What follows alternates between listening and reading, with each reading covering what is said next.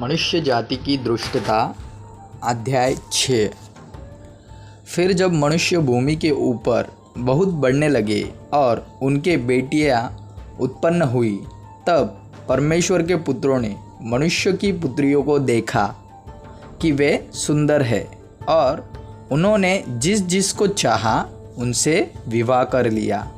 तब यहोवा ने कहा, मेरा आत्मा मनुष्य से सदा लो विवाद करता न रहेगा, क्योंकि मनुष्य भी शरीर ही है।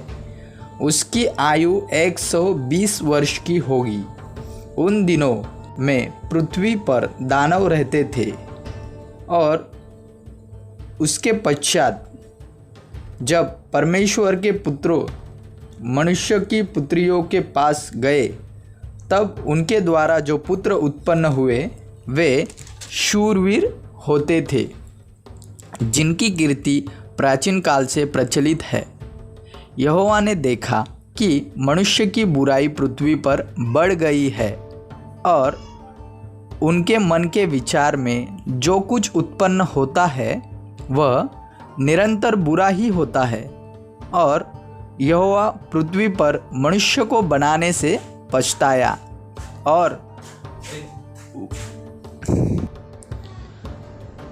यहोवा पृथ्वी पर मनुष्य को बनाने से पछताया और वह मन में अति खेदित हुआ। तब यहोवा ने कहा, मैं मनुष्य को जिसकी मैंने सृष्टि की है पृथ्वी के ऊपर से मिटा दूंगा। क्या मनुष्य, क्या पशु, क्या रेंगने वाले जंतु, क्या आकाश के पक्षी, सब को मिटा दूंगा, क्योंकि मैं उनके बनाने से पछताता हूँ। परंतु यहोवा की अनुग्रह की दृष्टि नूह पर बनी रही। नूह की वंशावली यह है। नूह धर्मी पुरुष और अपने समय के लोगों में खरा था, और नूह परमेश्वर ही के साथ साथ चलता रहा। और नूह से शेम और हाम और यापेत नामक 3 पुत्र उत्पन्न हुए। उस समय पृथ्वी परमेश्वर की दृष्टि में बिगड़ गई थी और उपद्रव से भर गई थी।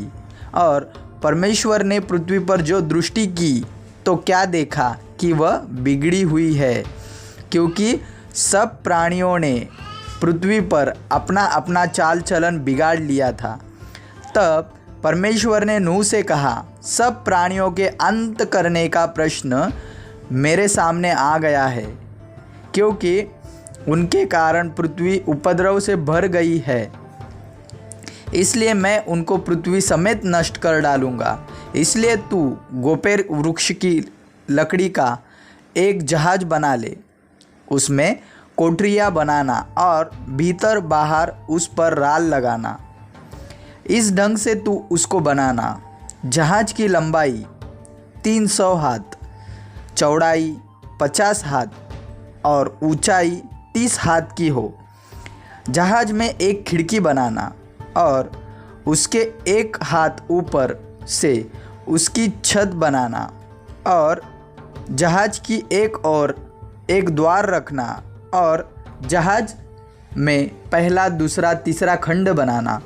और सुन, मैं आप पृथ्वी पर जल प्रलय करके सब प्राणियों को जिनमें जीवन का प्राण है आकाश के नीचे से नष्ट करने पर हूँ, और सब जो पृथ्वी पर है मर जाएंगे। परंतु तेरे संग मैं वाचा बांधता हूँ। इसलिए तू अपने पुत्रों, स्त्री और बहुओं समेत जहाज में प्रवेश करना, और सब जीवित प्राणियों में से तू एक एक जाति के 2-2 अर्थात एक नर और एक मादा जहाज में ले जाकर अपने साथ जीवित रखना। एक एक जाति के पक्षी और एक एक जाति के पशु और एक एक जाति के भूमि पर रेंगने वाले सब में से 2-2 तेरे पास आएंगे कि तू उनको जीवित रखे।